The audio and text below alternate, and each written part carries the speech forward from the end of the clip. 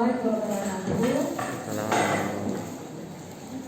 Puji beserta syukur, mari sama-sama kita panjatkan kehadiran Allah Subhanahu wa Ta'ala yang mana telah memberikan kita kesehatan pada pagi hari ini sehingga kita dapat berkumpul di ruangan ini. Tidak lupa pula kita berterima kasih kepada seluruh dokter dan kemudian kepada Direktur Dr. Alan Adani yang telah hadir pada hari ini. Saya selaku moderator Seri Ananda dari Persib dan bahannya nanti akan laporan kasusnya nanti akan dibacakan oleh Dr. Persib, Dr. Putri Bibi. Langsung saja untuk mempersingkat waktu, mari kita melihat dan membahas laporan kasusnya.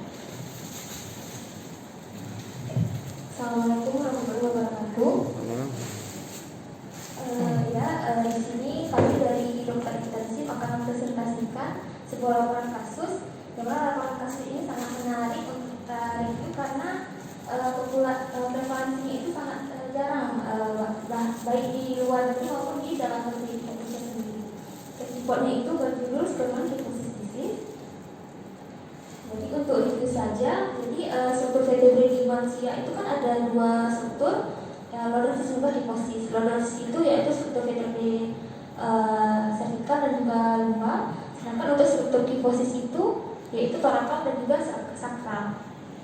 Normalnya menurut Sclerosis Research Society itu dikatakan lingkungan kifosis vertebrae torakal normalnya 20-40 derajat.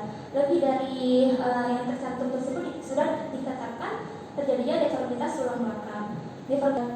Faktor dari kongenital bisa juga dari faktor sikap tubuh yang salah, baik itu saat beraktivitas seperti duduk atau berdiri maupun postur tubuh yang membutuhkan waktu lama dan juga statis. Nah, jadi pada case report ini Spermatokifosis disease itu merupakan kifosis yang terjadi pada juvenile, artinya terjadi itu pada masa kanak-kanak. Pada Spermatokifosis disease ini terjadinya hiperkifosis atau belengkungan dari struktur vertebrae itu lebih cekung dari lebih dari 40 derajat, di mana adanya struktur vertebrae dan diskus dari tulang belakang yang berefek, di mana kalau dilihat dari struktur tulang belakang itu adanya penyempitan dari anterior tulang belakang lebih dari 5 derajat, di mana dia itu yang termasuk itu 3 atau lebih struktur vertebrae yang berdampingan. Katakan spermatokifosis ini jika apabila ada 3 atau lebih struktur vertebrae. Nah, untuk spermatokifosis ini biasanya itu yang sering terjadi itu adalah torakal yang paling klasik, yang paling umum dan juga yang paling klasik. Tapi juga bisa terjadi dada ataupun tulang belakang. Nah, biasanya dia itu terbagi menjadi 2 tipe. Tipe 1 yaitu tipe yang klasik, biasanya terjadi pada struktur torakal saja. Paling sering itu dari T1 hingga T12 atau L1 dengan apex dari lengkungannya itu puncaknya di T7 sampai T9. Biasanya pada tipe 1 ini prosesnya lebih baik. Sedangkan untuk tipe 2 itu biasanya terjadi pada torakal lumbar, yaitu mulai dari T4 atau 5 sampai dengan L2 atau 3 dengan apex puncak lengkungannya itu di T10 sampai T12. Nah, dia biasa keluhannya itu datang dengan back pain. Dan dia ini tipe 2 ini merupakan tipe yang sangat progresif dan penyebab jelasnya. Namun beberapa case report ada yang melaporkan penyebabnya itu bisa dari herediter. Namun untuk mutasi gen ataupun penyebabnya itu belum ada report yang jelas. Ada juga yang mengemukakan teori dari bagian penemuan histopatologis adanya ketidakseimbangan mineralisasi ini lebih menekan dari bagian diskus ketekan, mengalami herniasi diskus dan mengenai medula spinalis. Nah, untuk prosedur diagnostiknya, kalau yang untuk standarnya bisa dari lateral radiografi atau lateral X-ray. Adanya riket hiperkifosis lebih dari 40 derajat, kemudian anterior wedging. Bisa juga diperiksakan MRI. Biasanya untuk keperluan pre-op dan juga kalau mau menemukan ada tidaknya scroll nodes, yaitu herniasi dari diskus kurang dari 60 derajat dan jarang dan tidak bergejala ataupun gejala yang ringan. Biasanya pasien diberikan lebih ke fisioterapinya, yaitu stretching dan juga modifikasi gaya hidup. Jika ada nyeri diberikan anti nyeri, posisi yang lebih dari 75 derajat, ataupun dengan yang nyeri berat ataupun bidang neurologis. Nah, prognosisnya kalau misalnya dia kurva kifosnya itu masih kurang dari 60 derajat, disarankan dengan pemberian terapi sebelum kematangan tulang, yaitu pasien anak laki-laki umur 14 tahun. Nah, pasiennya datang sekitar 2 minggu yang lalu dengan keluhan kedua tupai bawah. Pasien juga dengan keluhan tambahan sulit menahan PAK. Nah, dari sekarang pasien datang dengan keluhan kelumpuhan kedua tupai bawah sejak 5 bulan yang lalu. Sebenarnya pasien sudah sering terjatuh saat berjalan. Terkadang mengeluhkan kanan terasa kaku dan kelemahan pada kaki kiri yang mengakibatkan pas terjatuh atas mengapa dari keluarganya pada bagian dada dan juga bagian punggung belakang itu kulit dan di area sekitar itu mengalami pemerahan dan juga pembengkakan. Dan semakin bertambahnya umur, keluarga melaporkan bahwa benjolan di bagian tulang belakang itu semakin bertambah dan juga menonjol. Untuk penggunaan obat-obatan hanya diberikan obat anti nyeri oleh kunjungan ke pusat kesehatan, ke fasilitas kesehatan sebelumnya. Untuk riwayat penyakit keluarga hanya riwayat hipertensi dalam keluarga.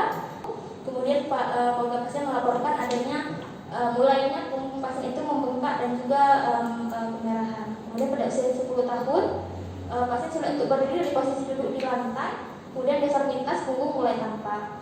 Pada usia 12 tahun pasien sering Kemudian untuk pemeriksaan fisik langsung ke di bagian yang dibalik gambar. Jadi di sini pasiennya tampak dari pada saat posisi duduk itu adanya kelengkungan ataupun hiperkifosis dari tulang belakangnya. Pasien untuk anggota gerak atasnya itu masih bebas, masih normal. Baik pergerakan maupun neurologis itu masih normal. Namun kalau yang dari pinggang ke bawah, pasien sejak dari sering terjatuh itu tidak bisa bangun lagi, tidak bisa berjalan secara normal, maka pasien sering terduduk, makanya adanya pengurangan otot-otot tungkai. Kemudian juga hiporesis di sini hiperrefleks pasiennya. Dari kelainan defisit neurologisnya pasien ini, untuk yang anggota gerak pasien sudah mengalami UMN syndrome. Tampak dari bagian paru dan juga jantungnya dalam keadaan normal.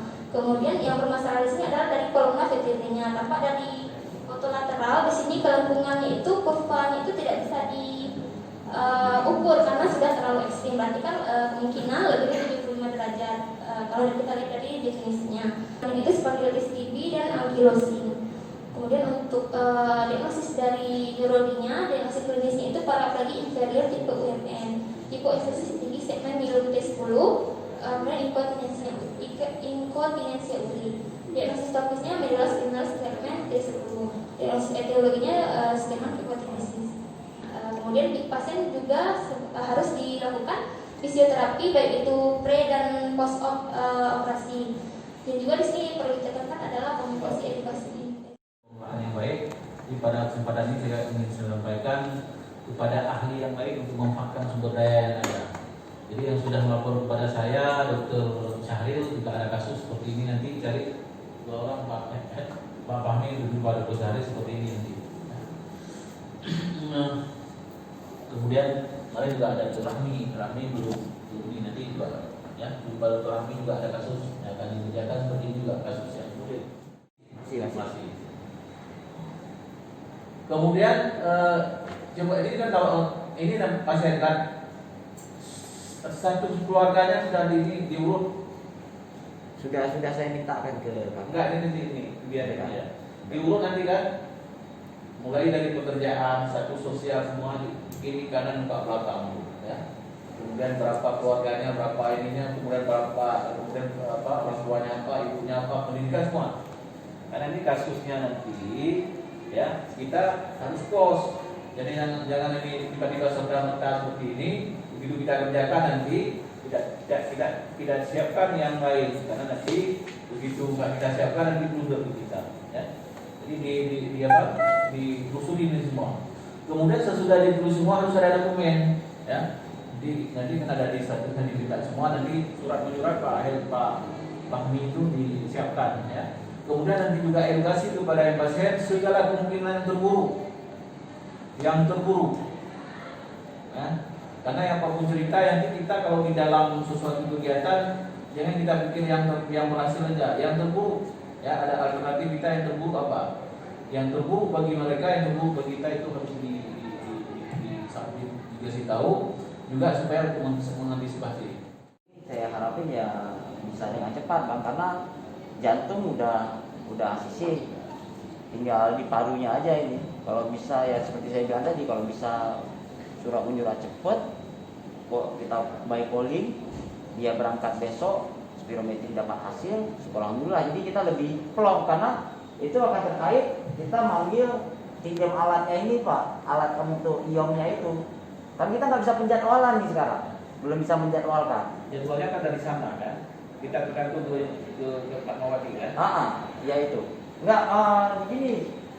Kita siap, jadi kita gampang koordinasi jadwal sama mereka. Alat itu kapan yang mereka tidak pakai, dipinjamkan ke kita. 7 ke 12 buka kiri kanan masuk. Biasanya begitu, lebih singkat waktu ya, cuma risiko komplikasinya parunya waktu dikembangin nggak kembang lagi. Terikasi siapa? Terikasi siapa begitu ya? Terikasi salah. Kita gampang bakarnya kan begitu. Nah itu makanya darah dari belakang lebih banyak.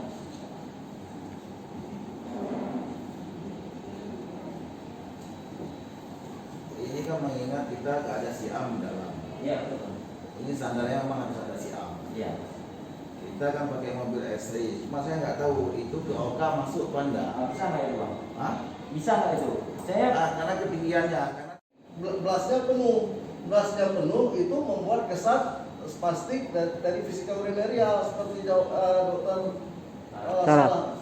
Kalau Sarah bilang tadi spastik itu blasnya itu menandakan blasnya penuh, jadi dia tertahan kencingnya di dalam kantong itu.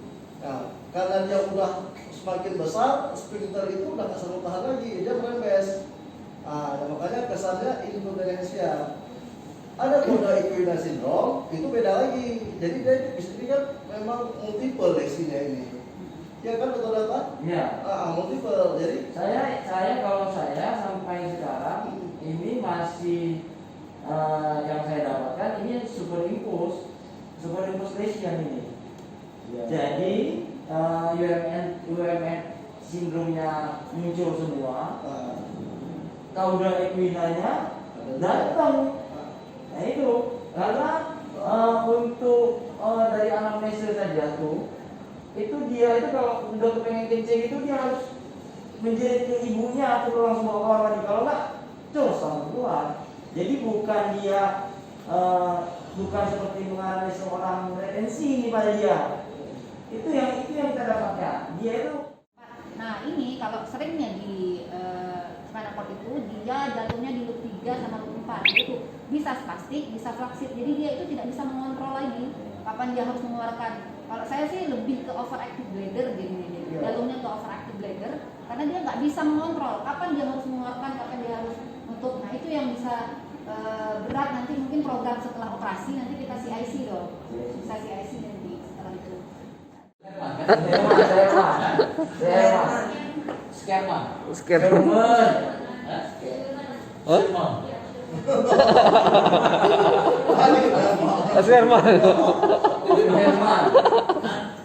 Surman. Ya, kikosis disease. Enggak.